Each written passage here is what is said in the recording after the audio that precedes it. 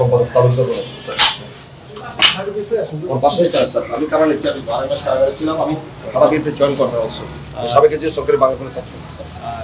Sir আপনার সফলতা কামনা করি স্যার। আমাদের এলাকায় অবস্থা অনেক ভালো স্যার, এখানে অবশ্যই অনেক ভালো ভালো স্যার, অনেক ভালো স্যার। আমি আসলে একেবারে হঠাৎ করে চলে আসছি, আমি জানি না মাননীয় স্বরাষ্ট্র উপদেষ্টা মহোদয় এখানে আছেন। তো আমি এসে ওনাকে পেয়ে আমি নিজেও খুব প্রাউড ফিল করছি যে এই সময়, এবং উনি অত্যন্ত একজন অসাধারণ একজন মানুষ, আসলে অত্যন্ত বিনয়ী এবং মিষ্টভাষী। আমাকে অন্যান্য সময় যে রাজনৈতিক নেতারা যে ম্যানার দেখান তার চেয়ে বেশি উনি ম্যানার দেখিয়েছেন আমাকে। আমি নিজেও গণমাধ্যম কর্মী, একজন রাজনৈতিক কর্মী। তো আসলে এলাকার আইনশৃঙ্খলা পরিস্থিতি এমনি অনেক ভালো, চমৎকার এই এলাকার আইনশৃঙ্খলা পরিস্থিতি। এবং আমরা যে ফেসিবাদের বিরুদ্ধে সংগ্রাম করেছি, কারাগারে আমি ছিলাম একজন সংবাদকর্মী হিসেবে। বান্ডেল থাকলে প্রতি সেনমানিতে টাকা বাঁচবে।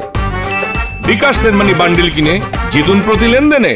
আমরা দেখেছি যে আগের চেয়ে আইনশৃঙ্খলা পরিস্থিতি অনেক ভালো। টুকটাক সমস্যা থাকবেই, এত বড় রাজধানী বা এলাকায় কয়েক লক্ষ জনতার বসবাস, কিন্তু স্বাভাবিকভাবে আইনশৃঙ্খলা পরিস্থিতি অনেক ভালো।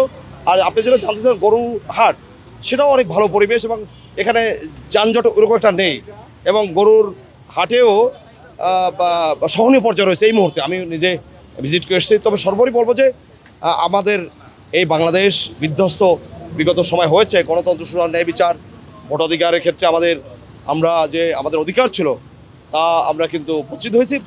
আমরা আশা করেছি যে 5ই আগস্টের পরে যে লক্ষ্য নিয়ে আমরা অভ্যুত্থানের মাধ্যমে দেশ স্বাধীন হয়েছে, দ্বিতীয়বার আমরা মনে করি।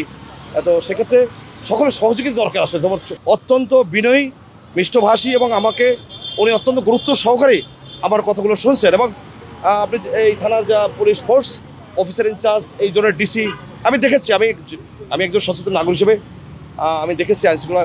আসলে এই যে আগে বললাম সকলের সহযোগিতা দরকার।